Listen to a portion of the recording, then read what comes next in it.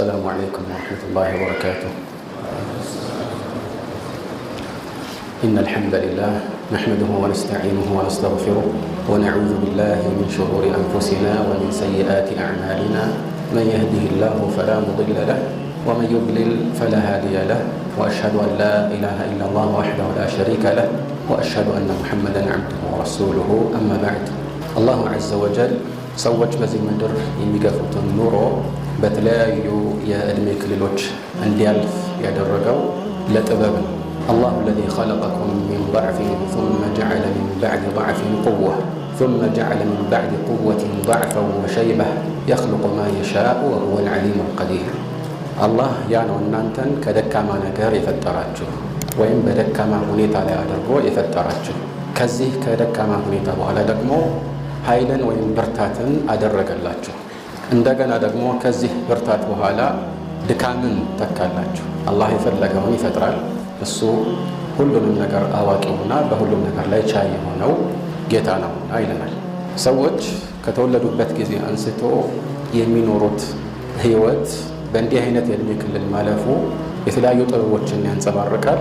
ከነዚህ መካከል አንዱ ሰው ማንነቱንና መነሻውን እንዳይረሳ በሚያደርግ መልኩ ከደካማ የፍትወት ጠብታ ፈጥሮት የሌሎች እንክብካቤ ከሌለ መኖር እንዳይችል አድርጎ ጥገኛ አድርጎ ፈጥሮት ከዛ በኋላ ደግሞ ራሱን እየቻለ ኃይልን እየተላበሰ ከሌሎች በተሻለ መልኩ እየተንቀሳቀሰ ስለ ወደፊቱ እንዲያስብና በዚህም እንዲጓተን አድርጎታል። ከዛ በኋላ ደግሞ አላህ እድሜ ከጻፈለት ይህ ኃይሉና ብርታቱ እየደከመና እየከሰመ ሄዳል።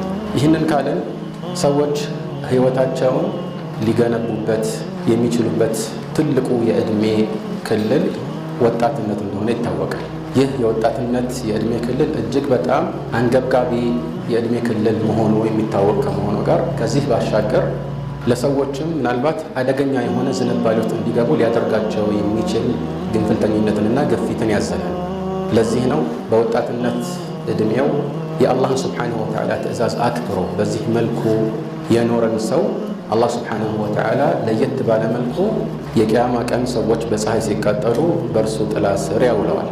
7 የአላህ ጥላ ስር የሚኖሩ የሰዎች አይነት በተጠቀሱበት ሐዲስ ላይ አንዱ የተወሳው ወሻቡን ነሸአ ፊ ጣዓቲላህ የአላህን ትእዛዝ እያከበረ ያንን እየፈጸመ ያደገ ወጣት ነው። ይህ ወጣትነት በተቻለ አቅም በአላህ ፍራቻ ካልተለጎመ እንደ እሳት ባለቤቱን ብቻ ሳይሆን ሌሎችን ሊያቃጥል ይችላል። ስለዚህ ይህንን እምቅ ኃይል ወደ ትክክለኛ አቅጣጫ ለማድረግ ጥረት ማድረግ ያስፈልጋል። ያ በአንድ በኩል የወላጆችና የአሳዳጊዎች ኃላፊነት ቢሆንም ግን ወጣት ሕፃን አይደለምና ከሁሉ በላይ ኃላፊነቱ በሱ በራሱ ጫንቃ ላይ ተጣለ።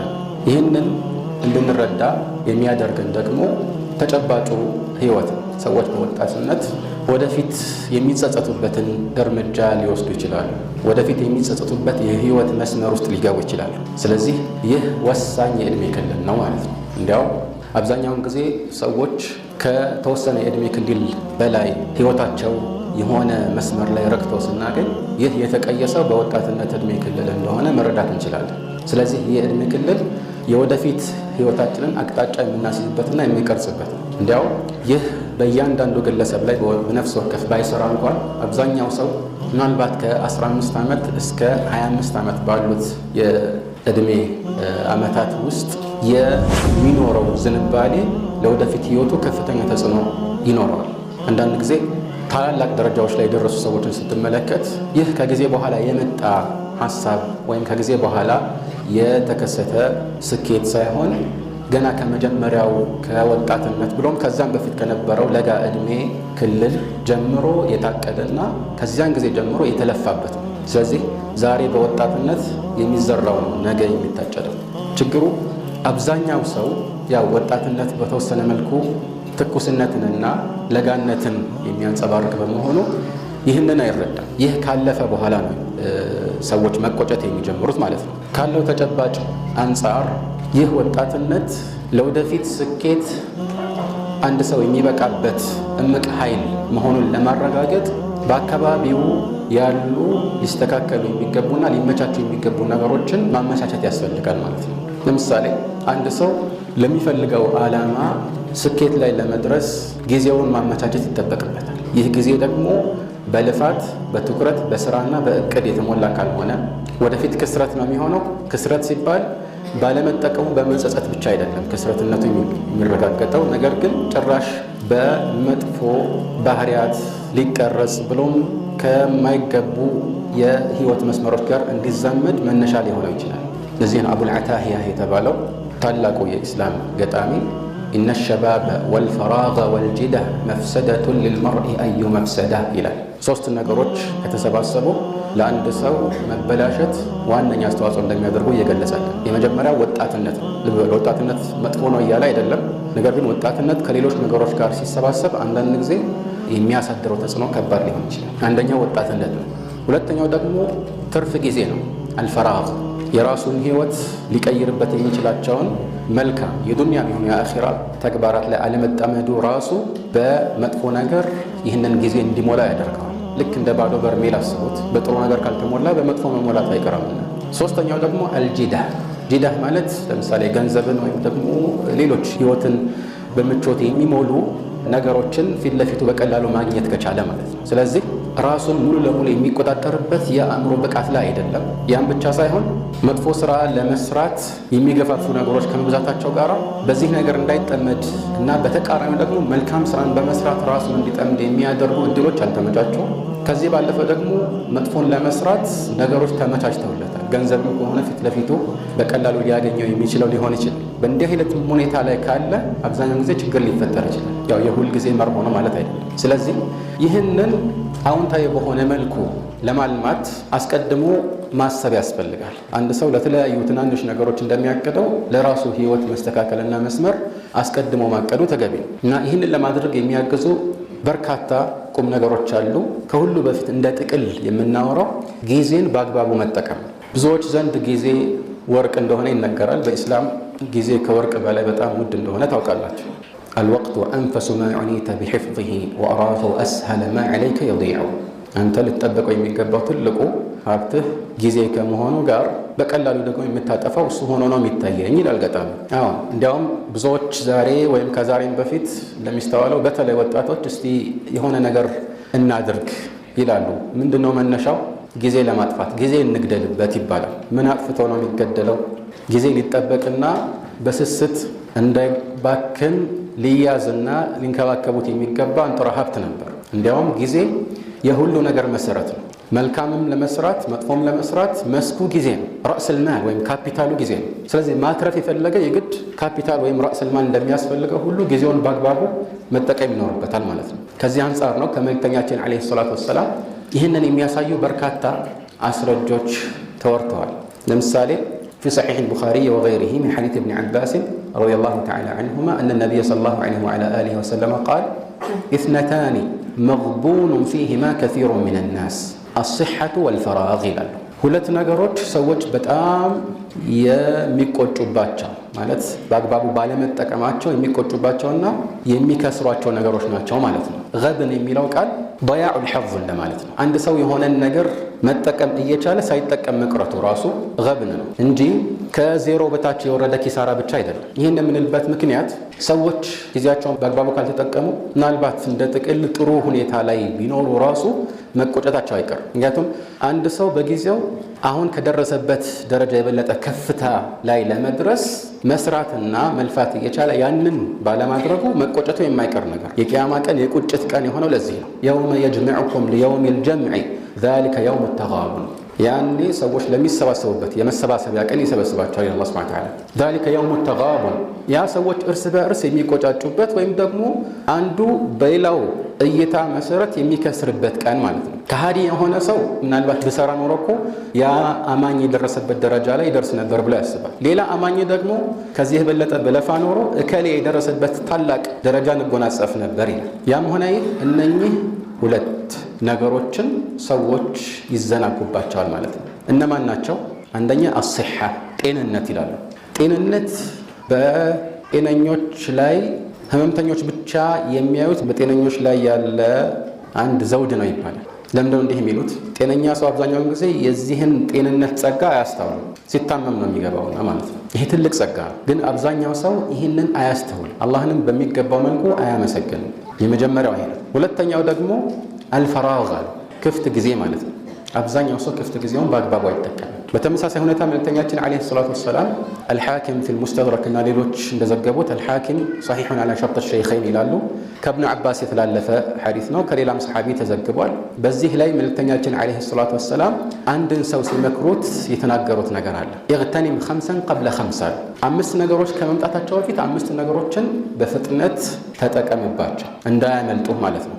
ሸባበከ ቀብለ ሀራሚክ ወስሐተከ ቀብለ ሰቀሚክ ወጊናከ ቀብለ ፈቅሪክ ወፈራገከ ቀብለ ሹግሊክ ወሐያተከ ቀብለ መውቲክ። የመጀመሪያው ወጣትነትን ነው። ወጣትነትህን ከእርጅና በፊት ተጠቀምበታል። ብዙዎቻችን ወጣትነት ረጅም ጊዜ የሚቆይ ይመስለናል። ነገሩ ምንም ያህል ቢቆይ የሚመጣ ነገር ሁሉ ቅርብ ነው የሚባል አባባል አለ አይደል? ኩሉ አቲን ቀሪብ፣ የሚመጣ ነገር ሁሉ ቅርብ ነው። እስቲ ዛሬ ያለንበት እድሜ ክልልና ከዚህ በፊት ከተወሰኑ ዓመታት በፊት ስለዚህ እድሜ የነበረንን ግንዛቤ እናስተውል። ሩቅ ይመስለን የነበረው እድሜ ላይ ነው ዛሬ የምንገኘው። ወደፊትም እንዲያ መሆኑ አይቀርም። ስለዚህ ይህንን ወጣትነት በዚህ ትኩስ ኃይል አላህን በማምለክና ለራሳችን የሚጠቅም ነገር በመስራት ልንጠቀምበት ይገባል ማለት ነው።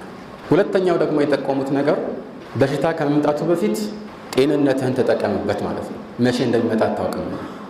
ሶስተኛው ደግሞ ድህነት ከመምጣቱ በፊት ሀብትህን ተጠቀምበት። ሀብት ሁሌ ከኛ ጋር የሚቆይ መሆኑን ማስተማመኛ የለንም። አራተኛው ደግሞ ፈራገከ ቀብለ ሹግሊክ፣ በሆነ ነገር ሳትጠመድና ጊዜ ከማጣትህ በፊት ክፍት ጊዜህን ተጠቀምበት። ሙስሊም በመሰረቱ ክፍት ጊዜ ብሎ የሚጠራው ምንም መልካም ስራ የማይሰራበት ባዶ ጊዜ ሊኖረው አይገባም። ምክንያቱም ይህንን ዛሬ ያለንበትን ህይወት ልንጠቀምበት ይገባል እና እድል ነው። እንዴት ክፍት ይሆናል? ምንም ነገር ሳያደርግ አንድ ሰው እንዲሁ በዋዛ በፈዛዛ ጊዜውን መግፋቱ የአማኝ መገለጫ ሊሆን አይገባል። ከሰለፎች መካከል አንዳንዶቹ ነገ ቅያማ ነው ቢባሉ ኖሮ የሚጨምሩት ነገር አልነበራቸውም የተባሉ አሉ። ለማንኛውም ክፍት ጊዜን በሆነ መልኩ ሳንጠመድና ጊዜ ከመጥበቡ በፊት መጠቀም ይኖርብናል። ይሄ ደግሞ የታወቀ ነው። ለምሳሌ ቁርአን መቅራትና ማንበብ ወይም የሸሪዓ እውቀትን መቅሰም ወይም ደግሞ ተመሳሳይ ነገሮችን ማድረግ የምንችልባቸው ሁኔታዎች ይመቻችሉን ይሆናል። እነኚህ ነገሮች በዚህ መልኩ የሚዘወትሩ ይመስሉንና እንዘናጋለን። ከጊዜ በኋላ አጣብቅኝ ውስጥ እንገባለን። ከፍተኛ የሆነ የጊዜ መጣበብ ሲያጋጥመን ቁጭት ይወርሰናል ማለት ነው። አምስተኛው ደግሞ ወሐያተከ ቀብለ መውቲክ፣ ይሄ ከዚህ በፊት ያለፈውን ሁሉ የሚከልስልን አንድ አካታች ገለጻ ነው። ከመሞትህ በፊት ህይወትህን ተጠቀምባታል። አሁን ይቺ ህይወት አንዲት እድል ነች፣ የማትመላለስ የተሰጠችን አንዲት እድል ብቻ ነች። ስለዚህ ይችን እድል እንጠቀምባት ይገባል። ለዚህ ነው ከሃዲያን አላህ በቁርአን ላይ እንደገለጸልን እሳት ውስጥ ገብተው ሲሰቃዩ ረበና አኽሪጅና ነዕመል ሳሊሐን ገይረ ለዚ ኩና ነዕመል፣ ስንሰራው ከነበረው የተለየ መልካም ስራ እንስራና መልሰን ወደ ዱንያ እንመለስ ብለው አላህን ሲለምኑ አላህ የሚሰጣቸው መልስ ምንድን ነው? አወለም ኑዓሚርኩም ማ የተዘከሩ ፊህ መን ተዘከረ ወጃአኩም ነዚር ፈذوቁ ፈማ ሊዛሊሚነ ሚን ነሲር። አንድ የሚገሰጸው የሚገሰጽበትን ያህል እድሜ አላኖርናችሁም ወይ? ማስታወስ የፈለገ ራሱን ማስተካከል የፈለገ ማስተካከል የሚችልበት እድሜን አልሰጠናችሁም ወይ ይላል። አስጠንቃቂዎችንም ልከንላችሁ ነበር ይላል። በቂ የእድሜ ክልል ሁሉም ሰው ይሰጠዋል።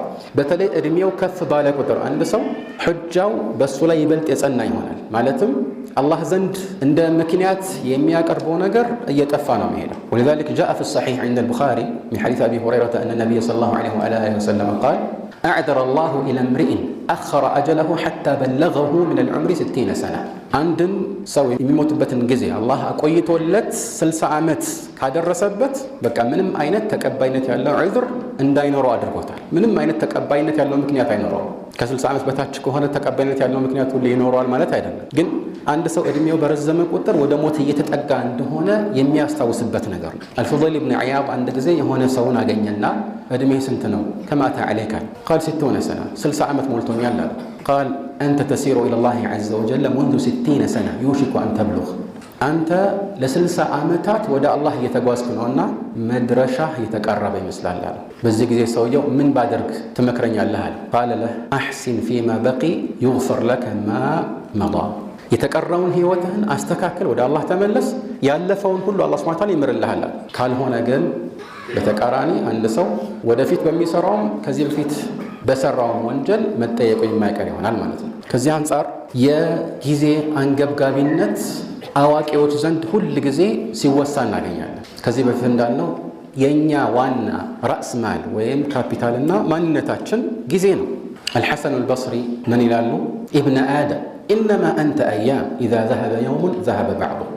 አንተ የሰው ልጅ ሆይ አንተ ማለት እኮ የቀናት ስብስብ ነህ። አንድ ቀን በሄደ ቁጥር ካንተ የተወሰነ ከፊል ይሄዳል አብረዋል። ጊዜ በነጎደ ቁጥር እኛም እድሜያችን እያጠረ ነው የሚሄደው። አብዛኛዎቻችን እድሜያችን ጨመረ ነው የምንለው፣ እውነታው ግን እየቀነሰ ነው የሚሄደው። ምክንያቱም አላህ የወሰነልን የእድሜ ገደብ አለ። ያ ገደብ ደግሞ ስንት እንደሆነ ማናችንም አናውቅም። ሞት የትኛው ቦታ ላይ ሆኖ እንደሚጠብቀን አናውቅም።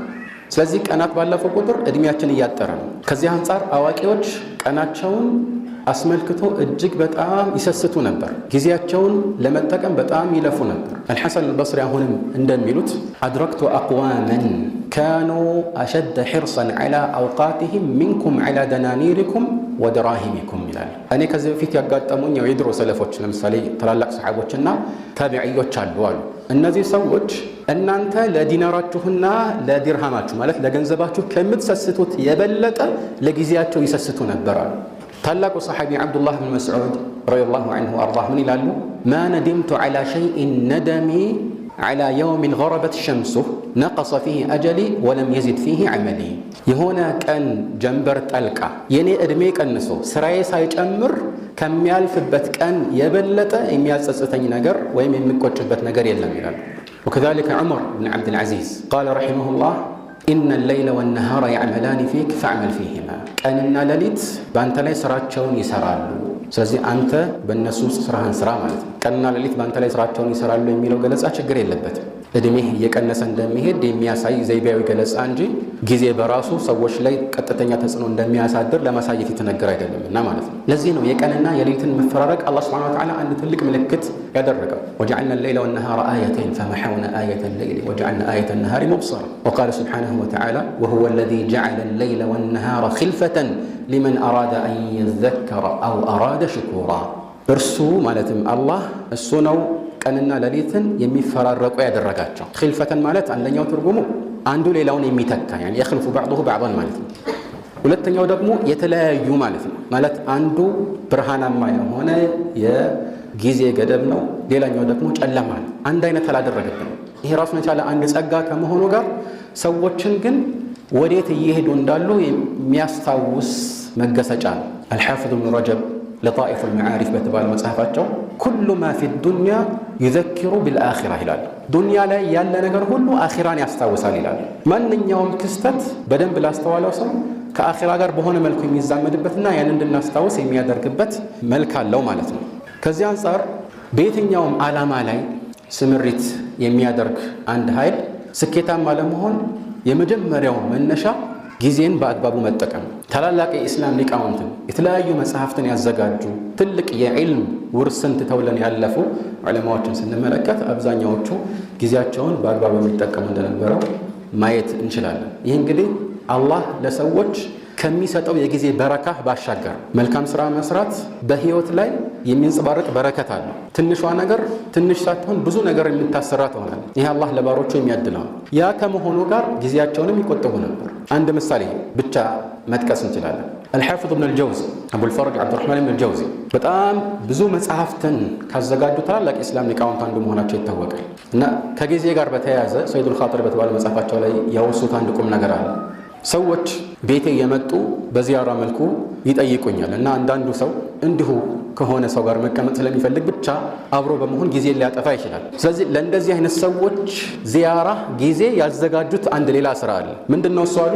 ወደፊት መጽሐፍ ለማዘጋጀት የሚጠቅማቸውን ወረቀት ማስተካከልና ቀደም ተከተል ማስያዝ፣ የሚጽፉበትን ቀለምና መጻፊያ ማስተካከል፣ መቅረጽ፣ መጽሐፍታቸውን ቦታ ማስያዝ። ይህንን ለእንዲህ አይነት ጊዜ ያደረጉት ምክንያቱም እንዲህ አይነት ተግባራት የአእምሮ ትኩረት ይህን ያህል የሚያስፈልጋቸው ስላልሆኑ ከሰው ጋርም ሆኖ በዚህ መልኩ ሌላን ጊዜ ከማጥፋትና ከማባከን ይህንን ጊዜ መጠቀም ይችላሉና ማለት ነው። ስለዚህ ይህ ግንዛቤ ሁሌ አብሯን ሊኖር ይገባል። ስንዘናጋ የምናስታውሰው ቁም ነገር መሆን አለበት። ማናችንም ወደኋላ ዞር ብንል እንጸጸታለን። በዚህ ጊዜ ከነከሌ ጋር እንዲህ ሲያደርጉ እንዲህ ባደርግ ኖሮ እንዲህ ብቀየር ኖሮ እንላለን አይደል?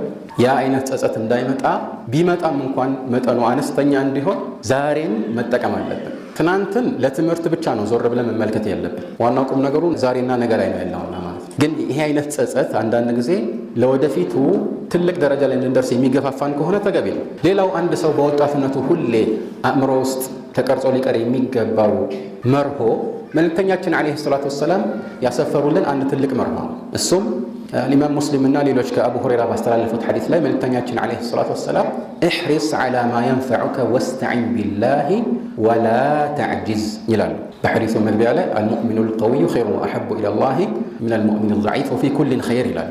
ጠንካራ ሙስሊም ከደካማው አላህ ዘንድ ይበልጥ የተወደደና የተሻለ ነው። ወፊ ኩሊን ኸይር፣ ሁሉም ያው አማኝ በመሆናቸው አላህ ዘንድ ተወዳጅ ናቸው። ደረጃው ግን የጠንካራው ይበልጣል። ለምን? ጠንካራ ሙስሊም በአካል ራሱ ጠንካራ ከሆነ ለኢስላም ለራሱም የሚያበረክተው አስተዋጽኦ ከፍተኛ ይሆናል ማለት ነው። ከዚያ በኋላ አንድ የህይወታችን መርሆ ሊሆን የሚገባ ቁም ነገርን ነው የሚያስጨብጠው። ሁሌ ልናስታውሰው የሚገባ ሐዲስ ነው። ኢሕሪስ ዐላ ማ የንፈዑክ፣ በሚጠቅምህ ነገር ላይ ጉጉት ይኑርህ ማለት ነው። ልብ በሉ፣ የሚጠቅምህ ነገር ሲባል ከሁሉ በፊት እዚህ ላይ ቅድሚያ የሚነሳው የአኺራ ጉዳይ ነው። ዲናችንን ማስተካከል፣ አኺራችንን ዘላለማዊ የማይቋረጥ ህይወት ነውና ወይ እሳት ወይ ጀነት የምንገባበት ከሁለት ውጭ አማራጭ የሌለበት ዋነኛ መኖሪያችን ነውና ስለዚያ ቅድሚያ ማሰብ አለብን። ግን መልእክተኛው ዓለይሂ ሰላቱ ወሰላም በሚጠቅምህ ነገር ላይ ጉጉት ይኖርህ ሲሉ የአኺራን ጉዳይ ብቻ እያነሱ አይደለም። በዱንያም ጉዳይ ላይ አንድ ሰው ለሆነ ኸይር ነገር ቢነሳሳና ቢጓጓ ሐላል እስከሆነ ድረስ የሚመሰገን እንጂ የሚወቀስ አይሆንም። ለምን? ዐላ ማ የንፈዑክ። ማ በኡሱሉል ፊቅህ እንግዲህ ሚን ሲየግል ዑሙም፣ የሚጠቅምህ ማንኛውንም ነገር ማለት ነው። በዚያ ላይ ጉጉት ይኖር። ሐላል ይሁን እንጂ ማንኛውም ጠቃሚ ነገርን ለማድረግ ጉጉት ይኖር። ስለዚህ ራሴን መጥቀም አልፈልግም፣ በዚህ ጉዳይ ላይ ብዙ ማሰብ አልፈልግም ብሎ መዘናጋትና መድከም፣ መስነፍ ፊል ሐቂቃ የአማኝ መገለጫ ሊሆን አይገባም ማለት ነው። ነገር ግን ብዙዎች እንደሚያደርጉት አንተ ፍላጎት እስካለህ ድረስ ቁርጠኛ እስከሆነ ድረስ ማድረግ ትችላለህ እያሉ በማጋነን አይደለም መልእክተኛው የሚናገሩት። ከሁሉ በፊት የአላህ እርዳታ ያስፈልጋል። ኢሕሪስ ዐላ ማ የንፈዑከ ወስተዒን ቢላህ፣ በአላህ ታገዛል። የአላህን እርዳታ ጠይቅ። ትልቁ አጋዥህ አላህ ብቻ ነው። ይህንን ለማድረግ አንዱ የሚያስፈልገን ነገር የአላህን እርዳታ መጠየቅ ነው፣ ዱዓ ማድረግ ማለት ነው። ለዚህ ነው መልእክተኛው ዓለይሂ ሰላቱ ወሰላም ከአንዳንድ ጥፉ መገለጫዎች አላህ እንዲጠብቃቸው ሲለምኑ ከተማጸኑባቸው የዱዓ ቃናዎች መካከል አንዱ ምንድን ነው? አላሁመ ኢኒ አዑዙ ቢከ ሚን አልዐጅዝ ወልከሰል። ዐጅዝ ማለት አንድን ነገር ለማድረግ እየፈለጉ ራሱ አቅም ማጣት ወይም ይህን ለማድረግ የተሳነው መሆኑ ነው። ይሄ ዐጅዝ ነው። ሁለተኛው ደግሞ የተጠቀሰው ነገር አልከሰል፣ ስንፍናና መዘናጋትን የሚያመላክት ቃል። ልብ በሉ፣ አንድ ሰው የሆነን ነገር ለማሳካት ጋሬጣ የሚሆኑት ሁለቱ መገለጫዎች ናቸው። ከሁለቱ ውጭ ሌላ አማራጭ የለም። ወይ ፈልገው አቅም ስለሌለህ ነው፣ ወይ ደግሞ እየቻልክ ነገር ግን ተዘናግተህ አይደል? ከሁለቱም ጥፉ መገለጫዎች አላህ እንዲጠብቃቸው መልእክተኛው ዓለይሂ ሰላቱ ወሰላም ተማጸኑት። ይሄ ትልቅ ቁም ነገር ያዘለ ዱዓ ነው። ለዚህ ነው መልእክተኛው በጀመርነው የአቡ ሁረይራ ሐዲስ ላይ ኢሕሪስ ዐላ ማ የንፈዑከ ወስተዒን ቢላሂ ወላ ተዕጅዝ፣ አትስነፋል። ጉጉቱ ካለህ ጉጉት ብቻውን አይበቃም። ምኞት ብቻውን ወደ ተጨባጭ አይቀየርም። ልፋት ያስፈልጋል። ያለ ልፋት የሚመጣ ነገር የለም። ስለዚህ በተለይ በወጣትነት ዕድሜ ላይ ያለ ሰው አስቀድሞ ይህንን ቅርጽ ሊያበጅ ይገባል። ይህ አንድ የህይወታችን መርሆ ሊሆን ይገባል ማለት ነው። ከዚህ በኋላ የሚመጣ ሌላ መርሆ አለ። በዚህ መልኩ አንድ ሰው ጥሩና መጥፎን ለይተው የሆነ ዓላማን በህይወቱ ላይ ለማሳካት እቅድ ማውጣት ይኖርበታል። እቅድ ማውጣት ሲባል ጥቅል በሆነ መልኩ የሚኖር እቅድ አለ። ጥሩ ሰው መሆን፣ ጥሩ ዜጋ መሆን፣ ከራሱ አልፎ ሌሎችን መጥቀም፣ ይሄ ተገቢ ነገር። ግን ደግሞ ጥቅል ምኞትና እቅድ እንዳለ ሆኖ ዝርዝር በሆነ መልኩ የራሱን ዝንባሌ አይቶ ወደፊት እንዲህ አይነት ነገር ላይ ብሰራ ይበልጥ ለኔም ለሌሎችም ጥቅም ላበረከት እችላለሁ ማለት እና በዚህ መሰረት ዝርዝር እቅዶችን መንደፉ ተገቢ ነው ማለት ነው። እና ከዚህ ጋር ተያይዞ ይህንን አስመልክቶ የሚጠቀሱ ብዙ ነገሮች አሉ። ብዙ ጊዜ ታስተውሎ እንደሆነ ልጆች ታደግ ምን መሆን ትፈልጋለህ ተብሎ ሲጠየቁ የሚጠቅሱት ነገር ተጽዕኖ አለ። ምንም እንኳን በልጅነት እሳቤና አንደበት የሚናገሩት ነገር በብዛት ከሰሙት ነገር የሚወጣ አይሆንም። ግን እንዲህ አይነት እሳቤዎችና እቅዶችን ከልጅነት ጀምሮ መያዝ፣ በወጣትነት እድሜ ደግሞ በዚያ በትኩስ ኃይል ያንን ወደፊት ለማሳካት ከአሁኑ ልፋቱን መጀመር ተገቢ ነው። እናም በዚህ መሰረት ይህንን ለማሳካት ከሚረዱ ነገሮች መካከል አንዱ እቅድን በዝርዝር ስናስብና ስናወጣ ያንን ነገር በጽሁፍ ማስፈር። ምሳሌ ልስጣችሁ። ብዙ ሰው ቁርአን መሐፈዝ ይፈልጋል። ቁርአንን ሙሉ ለሙሉ መሸምደድ ይፈልጋል። ከዚህ የከለከለው ነገር አብዛኛውን ጊዜ ቁርጠኝነቱ ነው እንጂ ቁርአንን የሐፈዘው ግለሰብ የተለየ የአእምሮ ብቃት ስላለው አይደለም። ብዙ ሰው እንደዛ ይመስላል። አይደለም፣ እሱ ለፍቶ ነው የሐፈዘው። አንድ ጊዜ እንዲህ አንብቦ ጭንቅላቱ የሚሸመድድ የለም። ካለም ይሄ ሌላ ተአምር ነው። ለፍቶ ጥሮ እየረሳ እያስታወሰ ነው ይህንን ነገር የጨረሰውና እዚህ ስኬት ላይ ደረሰ። ስለዚህ ቁርአን መሐፈዝ የፈለገ ሰው የቁርአንን ገጾች ብዛታቸውን ካስተዋለ በኋላ በቀን ምን ያህል መሸምደድ እችላለሁ የሚለውን ከሙከራ ጋር አጥንቶ ከዚያ በኋላ ይህንን በቁርአን አጠቃላይ ገጾች ብዛት አባስቶ በስንት ቀናት ወይም በስንት ወራት ወይም በስንት ዓመታት መጨረስ እንደሚችል አስቀድሞ መጻፍ አለበት። ይህ ሲባል አብዛኛውን ጊዜ የእውነት ጊዜ ከተሰጠ ዓመታት ይፈጃል ማለት አይደለም። በቀን አንድ ሰፍሓ ብቻ አንድ ሰው ቢሐፍዝ፣ አንድ ሰፍሓ ማለት አንድ ገጽ ማለት አንድ ሉክ ሙሉውን አይደለም፣ በጀርባና በፊቱ ሳይሆን አንዷን ብቻ ቢሐፍዝ በ2 ዓመት ውስጥ ይጨርሳል። طيب ሁለቱን እስከሐፈዘ በስንት ጊዜ ይጨርሳል? በአንድ ዓመት እንደማለት አይደል? 3 እስከሆነ እንደዚህ ከ6 ወር ከፍ ያለ ጊዜ ይፈጅበት ይሆናል። ግድ የለም 2 ሰፍሓ አንድ ሰው ቢሐፍዝ እድሜው የፈለገ ያህል ቢሆን ማለት ነው። ይህ እንግዲህ ያው በትንሹ ማለት ነው እንጂ አብዛኛዎቹ ሰዎች ብቃታቸው ከዚህ በላይ ነው። በአመት ውስጥ ይህንን ማጠናቀቅ ይችላል። ግን ይህን ለማድረግ መጀመሪያውኑ አቅዶ ከራሱ ጋራ የሚገባው ቃል ኪዳንና ለራሱ የሚያስቀምጠው ቀጠሮ ከሌለ አብዛኛውን ጊዜ ይዘናጋል፣ ስኬት ላይ አይደርስም። ምን ያደርጋል? ኢንሻአላህ ሲመቸኝ እሐፍዛለሁ፣ ዛሬ አልተመቸኝም ነገ እያለ በተቋረጠ ቁጥር ደግሞ የመጀመሪያው ፍላጎትና ተነሳሽነት እየቀነሰና እየከሰመ ይሄዳል። በዚህ ሁኔታ ያን ያቀደው ነገር ምኞት ብቻ ሆኖ ይቀራል ማለት ነው። ብዙዎቻችን ጀምረን ያቋረጥናቸው ብዙ ነገሮች አሉ። አብዛኛዎቹ ካለመመቸት ብቻ አይደለም፣ ቁርጠኝነታችንን የሚሸረሽሩ ነገሮች በመሃል እየገቡ እያቋረጡን ነው። ስለዚህ መሆን ያለበት እቅዳችንን ካወጣን በኋላ ይህንን እቅድ ዝርዝር በሆነ መልኩ ጽፈን ከራሳችን ጋር ቃል ኪዳንና ቀጠሮ መያዝ አለ። ስለዚህ ዝርዝር በሆነ መልኩ በቀን ይሄን ያህል መሸምደድ እችላለሁ ካለ በአመት ደግሞ የሚጨርስ መሆኑን አስልቶ ከጨረሰ በኋላ በዚህ ቀን ቁርአን ሐፊዝ መሆን አለብኝ ይላል ማለት ነው። መሀል ላይ ያጓደለው ነገር ካለ ይህንን ለማካካስ መልፋት አለበት። የሆነ ቀን ካልሐፈዘ የሚቀጥለው ቀን እጥፍ ማሐፈዝ አለበት። በዚህ መልኩ ካልሆነ የሆነ ስኬት ላይ አይደረስም። ወኢዛ ካነት النفوس كبارا تعبت في مرادها الاجسام ነፍሶቻችን፣ ፍላጎታችን፣ ማንነታችን ትልቅ ከሆነ አካላችን ለዚህ ታላቅ ዓላማ ይለፋል፣ ይደክማል ያለን ومن كانت الحسناء همة نفسه فكل الذي يلقاه فيها محبب። እንደው አንዳንድ ሰው ለምሳሌ አንዲት የሚወዳትን ጥሩ ወይም ቆንጆ ሴት ማግባት ከፈለገ ምን ያህል መስዋዕትነት ይከፍላል? ከዚያ የበለጠ ዓላማ እስከሆነ እና በዚህ ዓላማ መሰረት ያንን ስኬት ለማግኘትና ለመጎናጸፍ ልፋት የማይቀር ነገር እና ይህንን ለማሳካት እቅድ በዚህ መልኩ መሆን አለበት። ቁርአንን መሐፈዝ እንደ ምሳሌ ብቻ ነው የተነሳው። ልብ በል፣ ሌሎችም ነገሮች ሊሆኑ ይችላሉ። ሐታ የዱንያ መስኮች ላይ አንዳንድ ትልቅ ቦታ ላይ ለመድረስም በዚህ መልኩ መልፋት ሊያስፈልግ ይችላል። ከእቅድ ጋር መንቀሳቀስ ሁሌም ጥሩ ነው። ከዚያም አልፎ እንዲያው የየዕለት ኑሯችንን በእቅድ መግፋት ተገቢ ነው። ያንንም አስፈላጊ ከሆነ በጽሁፍ ማስቀመጥ ይኖርብናል። ያ ማለት እያንዳንዷን ትንሿንም ዲቴል ወይም ዝርዝር ነገር እንጻፍ ለማለት አይደለም። ምሳ ሰዓት ሲደርስ ምሳ በላለሁ ብሎ መጻፍ አያስፈልገው። ነገር ግን በዚህ ቀን ውስጥ ማሳካት የምትፈልጋቸው ነገሮች ካሉ እንደየ አስፈላጊነታቸው መጠን ቅደም ተከተላቸውን አስይዘህ በወረቀት ብታሰፍረው ለማሳካት ይመችሃል። በተለይ ደግሞ እነኚህን ኃላፊነቶችን ለመወጣት የጊዜ በደቂቃም ቢሆን ማለት ነው የጊዜ ገደብ ካስቀመጥክላቸው እቅድ ያለው ሰው እንቅስቃሴ ሁሌም እንዲህ ያለ እቅድ ከሚንቀሳቀስ ሰው የተለየ ነው የሚሆነው ማለት ነው። ስለዚህ ይህ በተለይ ደግሞ በወጣትነት ጊዜ እጅግ አስፈላጊ ነው። ብዙ ጊዜ ወጣቶች ናቸው ጊዜያቸውን በዋዛ በፈዛዛ የሚያስተላልፉት። ማለት ይሄ ዋናው ነገሮች መሰረት የሚይዙበት የዕድሜ ክልል ከመሆኑ ጋር ብዙ ጊዜ እነሱ ራሳቸው ሲዘናጉ ይታያል። ስለዚህ ከዚህ እቅድን ለማሳካት ሊኖረን ከሚገባው ልፋት ጋር አብሮ መጠቀስ የሚገባው ምክር ደግሞ ከዚህ እቅዳችን የሚያዘናጉ ነገሮችን መራቅ ነው። በትንሹም ቢሆን የሚያዘናጉ ነገሮችን ለመራቅ ድፍረት ሊያንሰን አይገባም። በዛሬ ዘመን ጊዜያችንን የሚበሉ በጣም ትርፍ የሆኑ ነገሮች በዝተዋል። በኪሳችን የምንይዘው ሞባይል አብዛኛው ሰው ዘንድ ጊዜ ማጥፊያ ነው። አብዛኛው ሰው ዘንድ ስኬት ላይ እንዳይደርስ መሰናክል ሆነ። በተለይ ደግሞ ሳያስበው ቁጭ ባለበት ሰዓታትን እንዲፈጅ የሚያደርጉ በማህበራዊ ሚዲያ የሚተላለፉ ነገሮች ብዙውን ሰው ያልተገባ ብክነት ውስጥ እየከተቱት ነው፣ ማንነቱን እያሳጡት ነው። ስለዚህ አንዱ መፍትሄ ከእንደዚህ አይነት ነገር መራቅ ነው። ቲክቶክን ከስልካችን እናጥፋው ማለት ነው ወይ ካላችሁኝ አዎ ማለት ባጭሩ እንደዛ ነው። ቁርጠኝነት ሲባል እንደዛ ነው።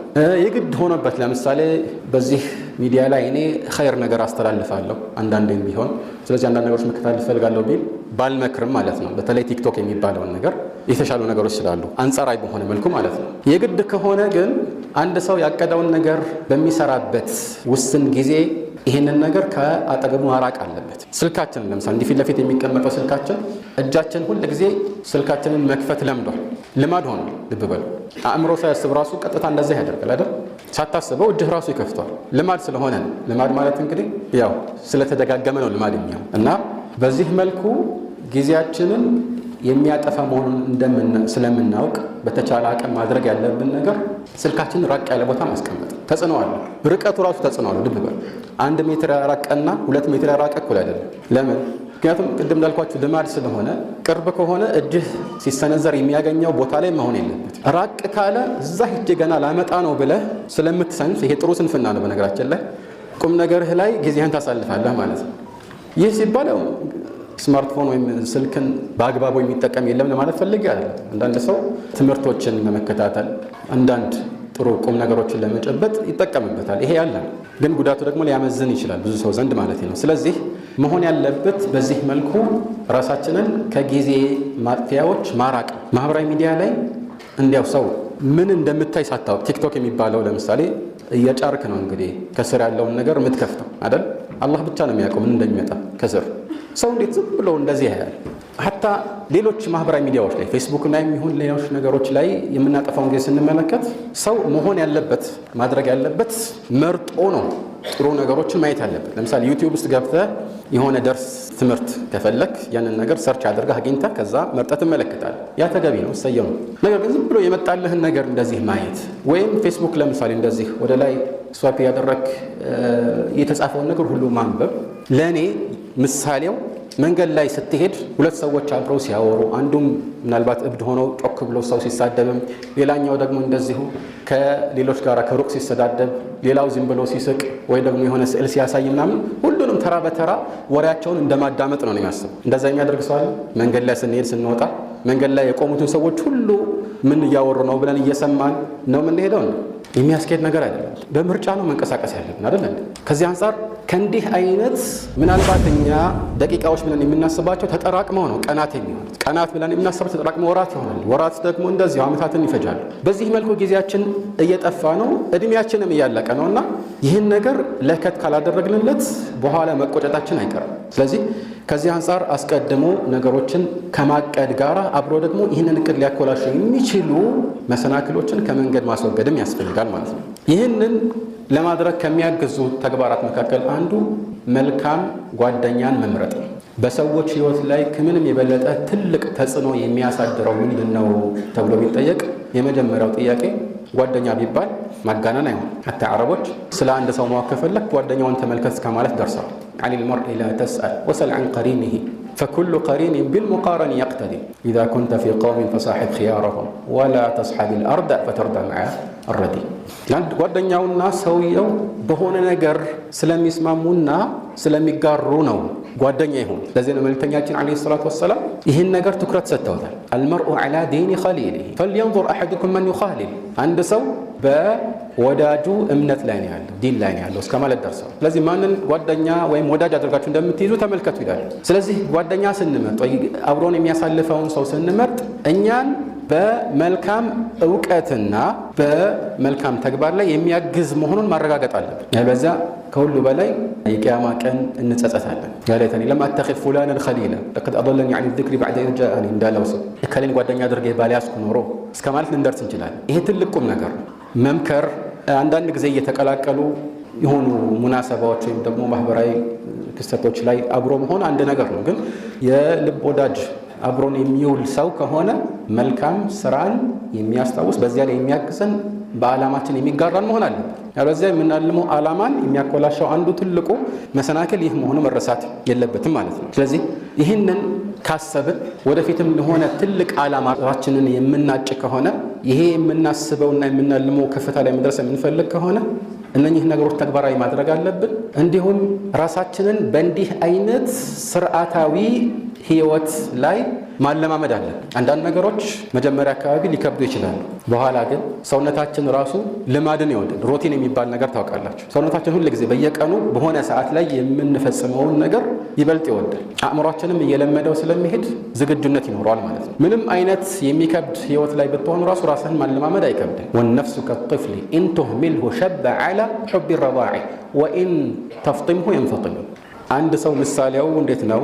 ወይም የአንድ ሰው ነፍስ እንደ ህፃን ነው። ህፃን ልጅ ጡት ለማስጣል አስቀድመን ቆፍጠን ብለን ከሚገባው ጊዜ በላይ ጡት እየጠባ ትልቅም ሆነ በዛው እንዳይቀጥል ካደረግነው ወዲያው ይለምዳል። መጀመሪያ አካባቢ ግን ማልቀሱ አይቀርም አይደል? ነገር ግን አስቀድመን ካስጣል ነው የተወሰነ ጊዜ ያለቅስና ከዛ በኋላ ይለምደዋል። ምንም አይቸገርም። ገና በ6 ወር ልጆችን ጡት አስጥሉ እያልኩ አይደለም። ልብ በሉ። ቁርአን ውስጥ ያው እስከ 2 ዓመት ድረስ ተገቢ እንደሆነ የሚያሳይ ገለጻ አለ፣ ግዴታም ባይሆን ማለት ነው። ግን ነፍስ እንደዚያ ነች። ነፍስ መለማመድ የምትችል ነች። እኔ እንዲህ አይደለሁም ብሎ አንድ ሰው ራሱን ከመልካም ጎዳናና ከዓላማው ወደኋላ ማስቀረት በፍጹም የለበትም። የወጣትነት ጊዜ ቢያልፍበት እንኳን ብዙ ጊዜ ያው ቅድም ለምሳሌ አብዛኛውን ጊዜ ሰው የህይወቱን ቅርጽ የሚቀርጸው ከ15 ዓመት እስከ 25 ነው ስንል ይሄ ባለው ተጨባጭ መሰረት አብዛኛውን ጊዜ የሚስተዋል ለማለት እንጂ ሁሉም በዚህ መልኩ ነው ማለት አይደለም። ከዚህ በላይ ከፍ ያለ እድሜ ላይ ሆነው እውቀትን መማር ጀምሮ የኢስላም ታላቅ ሊቅ የሆኑ ብዙ ዑለማዎችን እናውቃለን። ያም መሆን ይቻላል። ምክንያቱም አንዳንድ ጊዜ ለአንድ ነገር የምንሰጠው ጊዜ በጣም ሰፊ ሲሆን ያንን ነገር በዚህ በሰፊ ጊዜ ሳይሆን በጠባብ ጊዜ ውስጥ ማሳካት እየቻልን በዚህ መልኩ መቆየታችን እንድንዘናጋ ያደርገናል። በአጭር ጊዜዎች ነገሮችን ለማሳካት መሞከር ጥሩ ነው። ያለ አግባብ መደረግ የሚገባቸው ነገሮች መተውን እስካላስከተለ ድረስ ይህ ተገቢ ነው። ስለዚህ ከዚህ ጋር ተያይዞ ትልቁ ቁም ነገር ጊዜን በአግባቡ ስንጠቀም እና ራሳችንን በዚህ ትክክለኛ የእቅድ መስመር ላይ ስናስገባ ያ ነገር መጀመሪያ አካባቢ ሊከብደን ቢችልም በኋላ ግን ራሳችን የምንለምደው ነው የሚሆነው። እንዲያውም ከዚህ ከትክክለኛ መስመር መውጣት ነው በኋላ የሚያጨናንቀን የሚሆነው ማለት ነው። ስለዚህ ይህን ማድረግ አለብን። ከዚህ ባለፈ ደግሞ ሁሌም መረሳት የሌለበት ነገር አንድ ሰው የሆነ ስኬትን ሲያስብ በጣም ትንሽ ስኬትን ማሰብ የለበትም። ሁሉን ነገር እንደ ስኬት ላሰቡ ጥሩ ነው። ያ ማለት እያንዳንዷን ኸይር ስራ ከሌሎች መጥፎ ስራዎች አንጻር እንደ ስኬት ማሰብ ነገሮችን ወደ ማስተዋል ይገፋፋል። ይሄ ተገቢ ነው። ነገር ግን ከዚያ ባለፈ ደግሞ የምናቅዳቸው እቅዶችን ከፍ ያሉ መሆን ይችላሉ። አንድ ሰው ዓሊም መሆን እፈልጋለሁ ብሎ ለምሳሌ መማር ሲጀምር እና በስ ትንሽ ኪታብ ከነከሌ ጋር ልቅራ ብሎ የሚቀራ ሰው የወደፊት ህይወታቸውን ብትመለከት ተመሳሳይ አይሆንም አይደል? ነዓም ኪታብ የሚቀራው ዓሊም መሆን ብቻ ነው እያልኩኝ አይደል። ዒባዳ ነው ራሱን የቻለ። ከዒባዳነቱ ባሻገር አንድ ሰው በዋነኝነት እውቀት በራሱ ላይ ተግባራዊ እንዲሆን ብሎ ነው መማር ያለበት። ነገር ግን የመጀመሪያው እቅዱ ትልቅ ሲሆን ያንን ለማሳካት የሚወስደው እርምጃ ተመጣጣኝ ይሆናል። ያን ብቻ አይደለም፣ የአንድ ሰው ማንነቱ የሚያሳድረው ተጽዕኖ አለ። ለምሳሌ አንድ ትልቅ ሂማ ዓላማ ያለው ሰው ትንሿንም ነገር እንደ ትልቅ ነገር ቆጥሮ አይጨናነቅም። ትኩረቱ ትላልቅ ነገሮች ላይ ብቻ ነው የሚሆነው ማለት ነው። ወተዕظሙ ፊ ዐይን ሰጊር ሲጋሩሃ ወተስጉሩ ፊ ዐይን ልዓዚም ልዓዛኢሙ እንደተባለው ትንሽ ሰው ትንሽ ነገሮችን ብቻ ነው የሚያየው። ትንሿ ራሱ ትልቅ ትሆንበታለች። ትልቅ አእምሮና እቅድ እንዲሁም ብቃት ያለው ሰው ትልቁ ነገር እንደ ትንሽ ነው የሚታየው፣ በአላህ ፈቃድ ከሆነ ማለት ነው። እንዲሁ እንችላለን በሚል ፉከራ ብቻ አይደለም። ከዚህ አንጻር ይህንን ሁሉ ባካለለ ሁኔታ ወጣትነታችንን የምንገፋ ከሆነና የአላህ እርዳታን የምንጠይቅ ከሆነ በአላህ ፈቃድ እንዲሁ ተራ ዜጋ ብቻ ሳይሆን ከራሳችን አልፈን ሌሎችን የምንጠቅም ለወደፊቱ ትውልድ ትልቅ አሻራን የምናሳርፍ ልንሆን እንችላለን። አላህ ሱብሓነሁ ወተዓላ ሁላችንንም በመልካም ጎዳና ላይ እንዲያኖረን እንጠይቀዋለን። ነስአሉ ላህ ዐዘ ወጀል አን የስተዕሚለና ፊ ጣዓቲህ ወአን የጅዐለና ሚን አህሊ ዳሪ ከራመቲህ። ሀዛ ወላሁ አዕለም ወሰለላሁ ዐላ ሙሐመድን ወአሊሂ ወሰሕቢሂ አጅመዒን።